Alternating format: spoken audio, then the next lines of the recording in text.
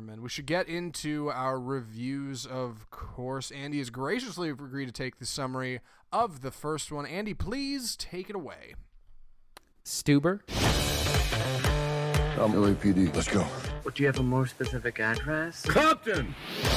So this is the new action comedy directed by Michael Dowse, starring Dave Bautista and comedian Kumail Nanjiani. Bautista plays a big burly cop who's on a hot case, and this was not in the trailer, but he gets eye surgery at the beginning of the film. He gets LASIK, and he can't see, and this is what actually the real reason he can't drive, which wasn't explained in the trailer, but is actually a clever ploy. And Kumail Nanjiani is, of course, his driver, and he's kind of a loser. He works at the sporting goods store where the owner's son is his boss and treats him like crap. And there's this girl he's in love with and kind of probably gives too much of the wrong kind of attention to. And so, we get a buddy cop thing going on. We get action. We get a comedy, of course. And so they kind of team up to crack this case of involving Dave Bautista's partner and different things. It hits a lot of kind of cliche beats that we come to expect from cop films, and that's our setup. Like I said, there's a lot of laughs. There's a lot of things that work, a lot of things that don't work, but we're gonna get into all that. Zach, what do you think?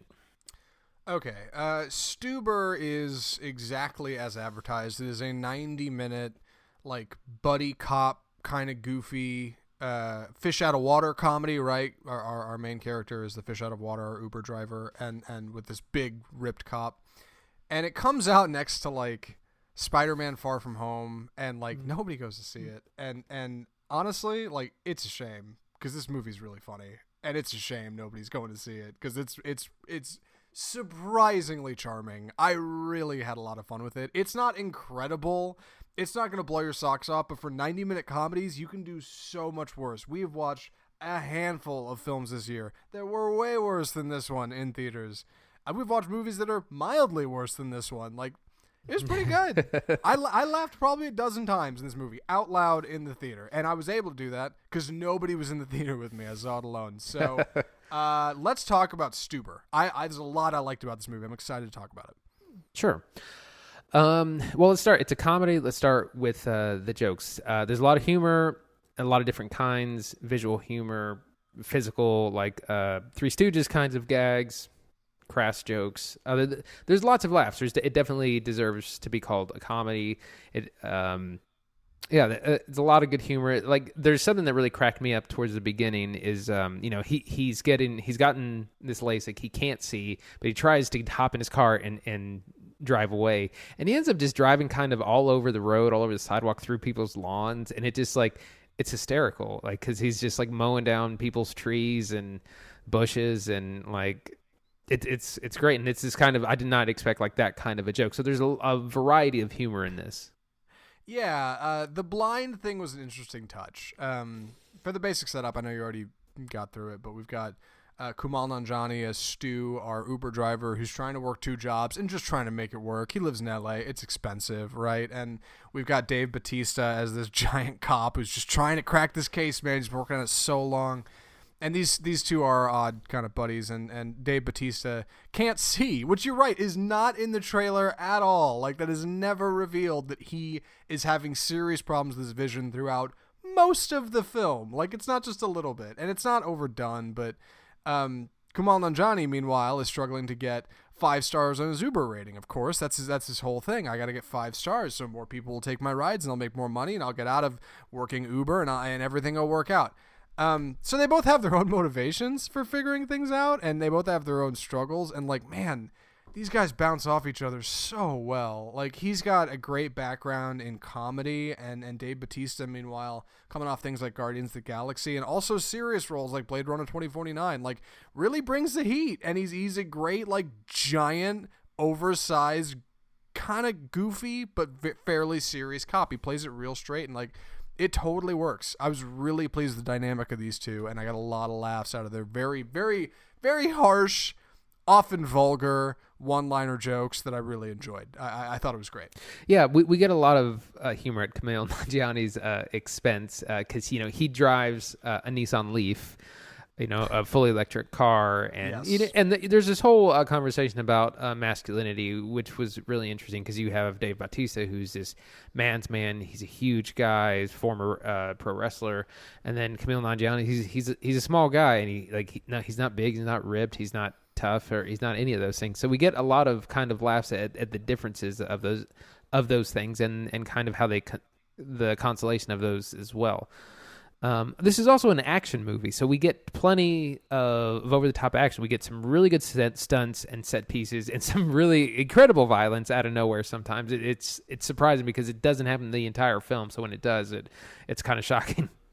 Right, it's a good punch, like when it wants to hit, and it works really well. And our very innocent Stu, right, our Uber driver, experiences this all vicariously for us because he's a complete stranger to violence. Which is hilarious because a lot of screams and shouts, and at one point he just passes out in the middle of a gunfight, which is great for a laugh. There's this really cool dynamic between the two of them about masculinity, which probably isn't bold enough in the film to really make a difference, but it's fun. Yeah, you've got him as this guy who's like, well, you can be a man and drive Uber for a living. It's fine. And you can cry when you hear an emotional song on the radio, and you can hug. And you've got Dave Bautista's character who's been a cop all his life, who's like murdered people for a living and like stabbed a dude through the eye and like does not feel that way at all, and like you get a lot of good back and forth, and I think that really brings out comedy in action scenes in the film, because one of them is screaming for help and the other one is just melting fools, and it's really funny, like in a very charming way, of course, not violent comedy way. What's next? So I want to talk about the plot a little bit because this does help set up some of the comedy. The plot is actually really thin beer. Like they're on they're trying to catch this guy doing a drug deal who's responsible for, a tragedy in Dave Bautista's character's life. And that's pretty much it. And that just is an excuse to go kind of from set piece to set piece, which are all kind of cliche cop movie things. One of these things involves a strip club because, of course, all cop movies have to. But this one's a little bit different because it's a male strip club, and we get a ton of jokes in this place, who's actually run by a very mean woman. And again, it's another thing that the film kind of turns on its head. It's good for a lot of laughs. Yeah, we should talk about the subplots as well, because they're minor, but they're there, right? There's this whole little subplot of the criminal that Dave Bautista's character is trying to hunt down, right? Who's distributing heroin throughout the city, and he's got to stop him. He's been chasing this case for years, and you've got Stu's character who's starting up a side business with this woman he's really longing after, but he doesn't have the gumption to tell her how he really feels, so that's kind of a whole thing. And you've also got Dave Bautista's daughter, who is running a art gallery show, and she really wants him to come out, but he can't see, so he ends up just kind of stumbling around. It's very like Gene Wilder, Richard Pryor, See No Evil, Hear No Evil from 1989. It's got a very cool like clumsiness to it that's oddly charming in the face of this big brute of a man who just cannot see to save his life and is very upset about it. So I really enjoyed it. Right. By the way, a very surprising appearance by Academy Award winner Mira Sorvino, who I don't think I've seen in a movie in like 10 or 15 years. Yeah, you mentioned her yesterday when we were talking about this. You said, yeah, Mira Sorvino won an Academy Award. And I said, for what? And you said, a movie in the 90s called Mighty Aphrodite. And Andy, I swear on God and man, I owe a house worth of money in student loans for film school, and I've never heard the words Mighty Aphrodite before today. So for Mira Sorvino, for what it's worth, I'm sure it's a great performance, but man, absolutely no cultural impact from that woman. And in this movie, she's all right, I guess. She could have been played by almost anybody. I didn't recognize her, but I definitely caught the name in the credits. I was like, wait a second, why do I know Mira Sorvino? I guess it's just a particular name. Yeah, also, movie stars Karen Gillian from Guardians of the Galaxy. She's also in this. So yeah, that's kind of neat. Mira Sorvino was big in the 90s. She had a few big movies and then was on TV, I think, and then kind of disappeared. Yeah, that makes a lot of sense.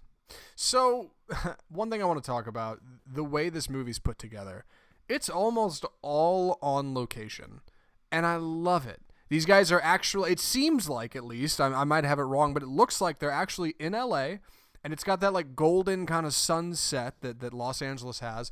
And all of this, a lot of the film is shot in and around this car, and like it feels so charming. When the guys are in the car and they're having an argument and they get out and they walk around the car and start arguing with each other, I'm like, you're really there. You're actually on the side of a highway. Like, it would have been so easy for a small budget comedy like this to do this on a sound stage, do it cheap, right? Do it easy. Use a little green screen, hide this stuff. Bohemian Rhapsody used green screen, for God's sake.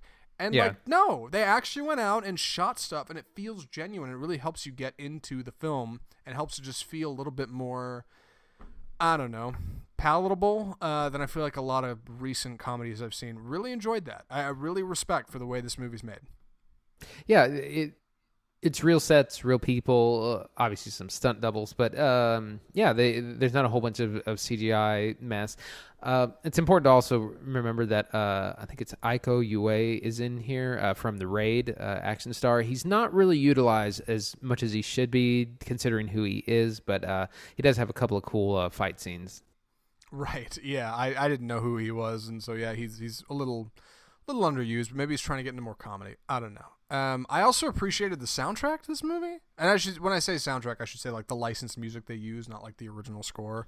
A lot of good hits. I'm gonna be honest. No lie, and this sounds goofy. Edgar Wright, the director who makes Hot Fuzz and Baby Driver and The World's End and Shaun of the Dead, Scott Pilgrim. I love that guy. Every year, he's a big music fan. Every year, he puts out a Spotify playlist of his 50 favorite songs.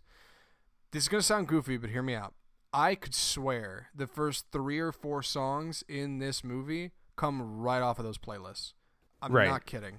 I didn't know if it was coincidence, but I was like, man, somebody's an Edgar Wright fan, because he's definitely like DJing this film for us, and I really liked it because it's great music. They made smart picks. They're good tracks. They're not forgettable. They get you tapping your feet for like a little 90-minute comedy that nobody's seeing. Pretty impressive. Yeah. I was very impressed. There are a few things that don't work, and I think it's important to kind of touch on that. Some of the jokes don't quite land. Some of the humor, like I said, also the plot is real thin, but it's so much fun along the way, like the jokes, the action, that you don't really care. It's not that kind of movie. It's not a serious, gritty cop drama. Right. The lines these guys sling at each other and other people are totally worth it. Like, just for that. You're right. Like, the plot is just a vehicle in which these guys to interact and yell and get angry at each other, and I think that's ultimately good for the film. That's what makes it work. That's why I like it. But you're right. Like, it is paper thin. The editing is not fantastic. There's definitely a few shots in this movie where I think they use some kind of like shaky cam post fixing, like software to fix like a camera that was shaking on a car or something, and it looks real clumsy. And there's a few little mistakes and things you'll catch, but I know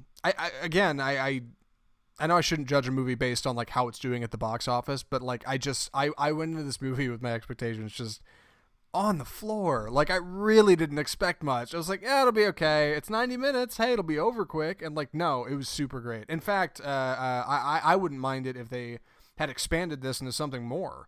Had it been longer, I probably would have watched more. Had the plot been more fleshed out, I would have enjoyed it more. Like, I would come back for more of these two guys. Really, really thought it was that cool.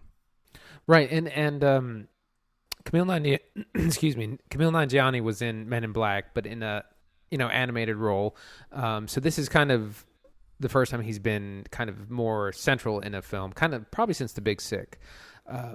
So that's nice to see him in kind of a more mainstream role, and hopefully he kind of gets more work.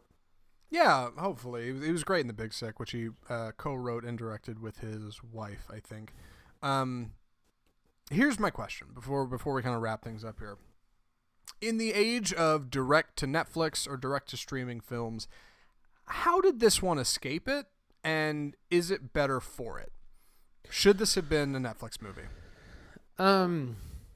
No, there's people keep saying this about the comedy that comedies don't need theatrical releases, or some people say I'll just watch it at home. I don't need the theatrical experience, and no, disagree. A lot of the laughs, especially a lot of the action it's so much different on the big screen, and also I feel like comedies also benefit from large group viewings. Now, my theater didn't have a big group either, but the comedies I have seen, something like Booksmart, had a really great crowd, and people were cracking up. Or even when you see a Marvel film that has lots of humor, like, me chuckling to myself is nothing. Me chuckling with 100 other people turns into a big laugh. It becomes a communal thing. So I definitely enjoyed the theatrical experience, and we definitely shouldn't relegate the comedy to streaming only.